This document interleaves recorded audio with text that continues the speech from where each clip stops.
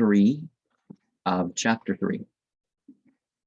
A different witness, a disciple of Jalal's father, related to that Baha'u'llah frequently affirmed publicly that his Lord Jalal was of exalted descent, being of the lineage of a king, and also of an hereditary saint.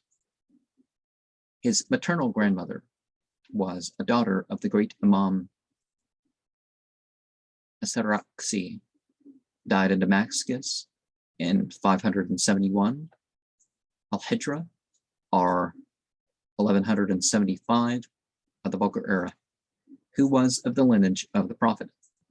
The mother of Asaraksi was descended from the Caliph Ali, and Jalal's paternal grandmother was a daughter of the king of Khwarezm, who resided at Balkh. Jalal's paternal great-great-grandmother, also the mother of Ahmed al-Khatibi,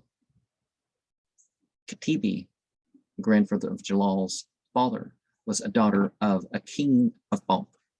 These particulars establish that Jalal was well descended on both sides in a mundane and in a spiritual sense.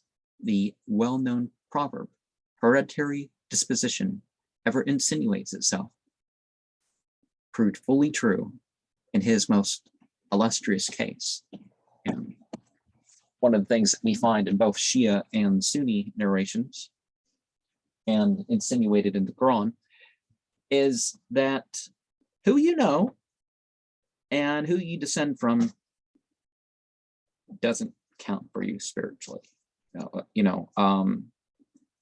There's physical opportunities that gives you, and perhaps you use those physical opportunities or not, but don't give anybody spiritual authority because of either.